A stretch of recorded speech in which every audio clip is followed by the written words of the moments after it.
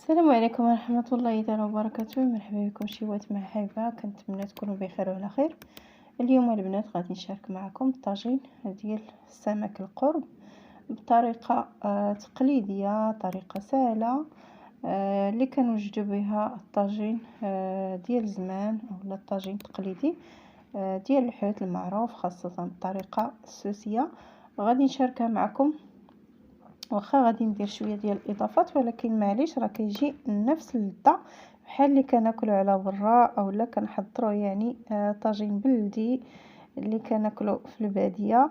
المهم هنا غادي نشارك معكم، هنا عندي الحوت والشرموله ديال الحوت، كلشي كيعرفها، فيها التحميره، البزار، الخرقوم، السكنجبير، غير شويه مع قزبور. ما كنديروش المعدنوس في الطاجين ديال الحوت، هنايا فسوس.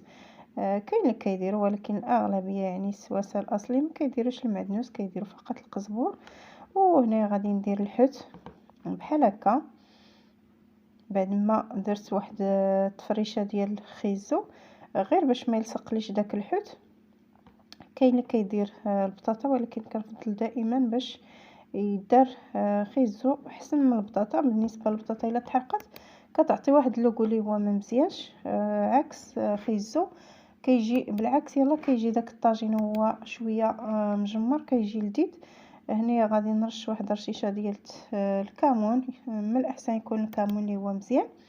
هنا خديت ديك الشرموله اللي بقات لي، شرملت فيها بطاطا. هنايا بطاطا راه ماشي ضروريه، ما كنديروهاش في الطاجين ديال الحوت، انا فقط درتها على حساب ولادي. كيبغيو البطاطا نتوما ما ديروهاش، الا ما بغيتوهاش. غادي ندير واحد الحبه ديال المطيشه بهذا الشكل هذا.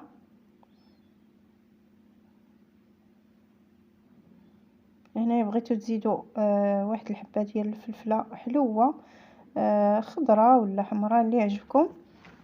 وبالنسبه لديك الشرموله غادي ناخذ واحد المطيشه وغادي نحكها وغادي نوزعها في جناب ديال الطاجين، هي اللي غادي تمرق ليا الطاجين هذا.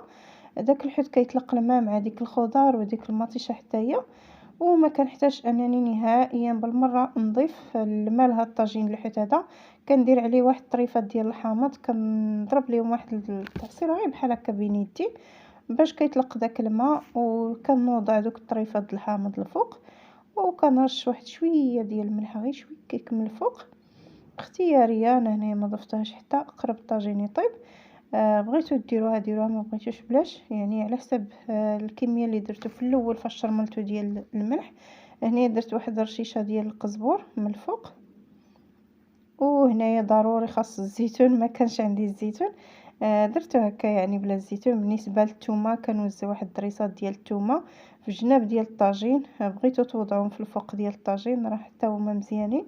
هنايا رجعتهم الفوق بعد ما طلقوا ديك النسمه. هنايا الطاجين ديالي شوفوا معايا راه طلق شويه ديال الماء بحال هكا، كنخليه كيطيب على عافيه ناقصه. في الاول كنجهد العافيه حتى كيبدا الطاجين كيتشحر، كنخليه العافيه ناقصه حتى كنتحصل على الطاجين ديالي كيطيب، وكنخليه حتى كيتعلك ديك المرقه وكيبقى داك الطاجين غير في الليدام ديالو، كيجي معسل وكيجي لذيذ، وديك المريقه كتجي خاطره بديك المطيشه اللي درنا كتساعدنا ما كنضيفوش الماء.